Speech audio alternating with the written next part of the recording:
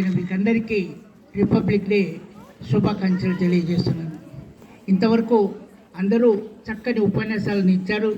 చిన్న పిల్లలందరూ కూడా 4, 5, 6వ తరగతి చదువుతున్న పిల్లలందరూ కూడా ఉపన్యసించడం నాకు చాలా ఆనందం కలిగింది.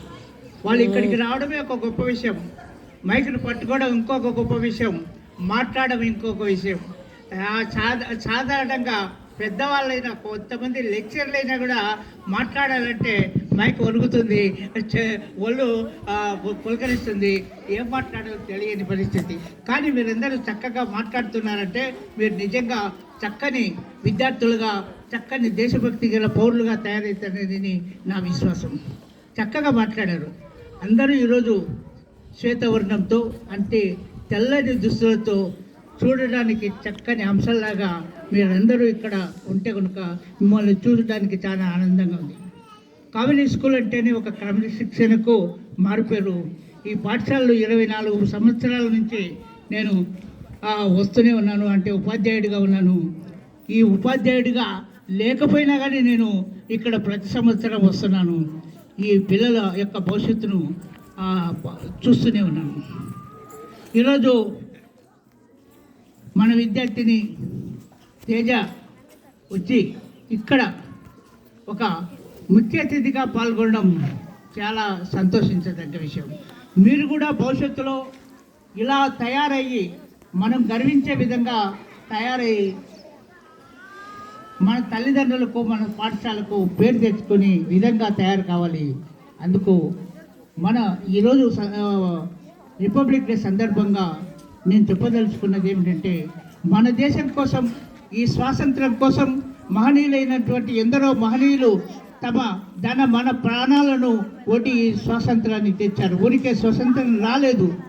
సుభాష్ చంద్రబోస్ జయంతి మొన్ననే జరుపుకున్నాం. సుభాష్ చంద్రబోస్ ఆయన ఐసీఎస్ చదివాడు, అంటే ఐఏఎస్తో సమానమైనటువంటి కోర్సును చదివి ఒక పరిపాలనలో ఉన్నతమైనటువంటి కలకత్తాలో రాజ్యాంగాన్ని పరిపాలించే వ్యక్తిగా ఉన్నప్పటికీ కూడా బ్రిటిష్ వారికి సలాము కొట్టను అనేటువంటి ఉద్దేశంతో ఆయన ఆ కలకత్తా మేజర్గా ఉండి కారాగార శిక్ష అనుభవించి తర్వాత అక్కడి నుంచి వచ్చేసి దేశం కోసమే తన జీవితాన్ని అంకితం చేసేసి కాంగ్రెస్ అధ్యక్షుడైనాడు.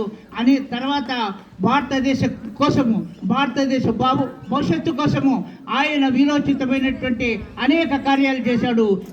దేశం కోసము ఒక సైన్యాన్ని తయారు చేశాడు. జర్మను, జపాన్ అనేటువంటి దేశాలన్నింటి కూడా తీసుకొచ్చాడు. బ్రిటిష్ వారిని మనం తరమగొట్టాలి, మన దేశానికి స్వాతంత్రం రావాలి అనేది ఆయన 17 సార్లు కారాగార శిక్ష అనుభవించాడు. మన దేశం కోసం ప్రకాశం పంతులు, మీకు తెలుసు కదా, ప్రకాశం పంతులు తెలుసునా? ప్రకాశం పంతులు తెలుసా? ఎస్, చేతులు ఎత్తండి. చాలా మందికి తెలియదు. ప్రకాశం పంతులు ఆంధ్రప్రదేశ్ మొట్టమొదటి ముఖ్యమంత్రి. ఆయన అతి సామాన్యమైనటువంటి పేదరికంలో జన్మించి ఆ విద్యను అభ్యసించి ఇక్కడ విద్యనే కాకుండా మన మద్రాసులో న్యాయవాదిగా వాదించాలి అంటే కనుక ఆంగ్లేయుల కోర్సును చదవాలని బారిస్టర్ల కోసము ఇంగ్లాండ్ వెళ్ళి అక్కడి నుంచి చదువుకొని వచ్చి ఆయన 2 చేతుల సంపాదిస్తున్నాడు. ఒక కేసుకు ₹1,00,000 కూడా తీసుకునేటువంటి పొజిషన్లో ఉన్నా కానీ నాకు ఈ లక్షల ఆస్తి లేదు. రాజమండ్రిలో ప్రకాశం జిల్లాలో తర్వాత అనేక చోట్ల ఆస్తులు ఉన్నా కానీ ఆస్తులందరినీ కూడా తృణప్రాయంగా తెంచి భారతదేశ మన స్వాతంత్ర్యం కోసం పోరాడాడు.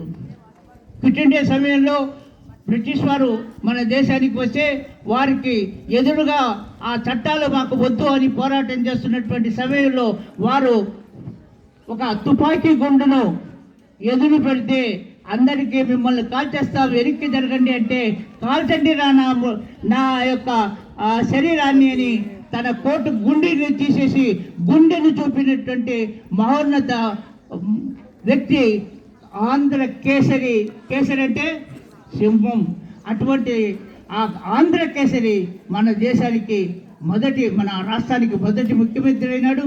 కానీ ఆయన తన చివరి దశలో తన ఆస్తులన్నింటినీ కూడా ఈ యొక్క భారతదేశ పోరాటం కోసమే వినియోగించాడు. ఆ విధంగా ఇంకా చెప్పుకోవలసి వస్తే అంబేద్కర్ ఎక్కడ జీవించాడు? అంబేద్కర్ ఒక దీపము అంటే కనుక ఆయన చదువుకోవడానికి దీపం కొడుక లేకపోతే కరెంటు స్తంభాల నీడన చదువుకున్నాడు. అటువంటి అంబేద్కర్ ఆ విధంగా చదువుకొని ఉన్నత విద్యను అభ్యసించి ఇంగ్లాండ్కి వెళ్ళి అనేక డిగ్రీలు పొందాడు.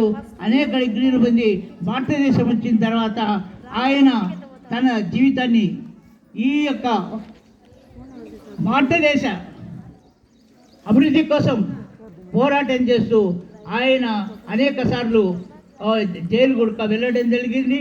ఆయన రౌండ్ టేబుల్ సమావేశానికి వెళ్ళి అక్కడ కూడా గాంధీతో పాటు పాల్గొన్నాడు. ఆయన ఒక సామాన్య కుటుంబంలో జన్మించి ఒక పేదరికంలో పుట్టి ఆయన ఎందుకు రాజ్యాంగాన్ని అతడే ఎందుకు రాయాలి? దేశంలో కోటీశ్వరులైనటువంటి వ్యక్తులు ఇంకా మేధావులైనటువంటి వ్యక్తులు ఎన్నో ఉన్నప్పటికీ కనుక గాంధీజీ అంబేద్కర్ నిత్య విద్యార్థి. అంబేద్కర్ రౌండ్ టేబుల్ సమావేశము వెళ్ళినప్పుడు అక్కడి నుంచి తిరిగి వస్తూ 22 ట్రంకు పెట్టాల పుస్తకాలు తీసుకొని వచ్చాడంట.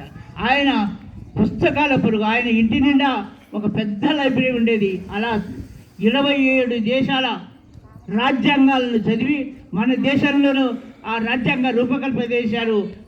భారతదేశం ప్రపంచంలోని పెద్ద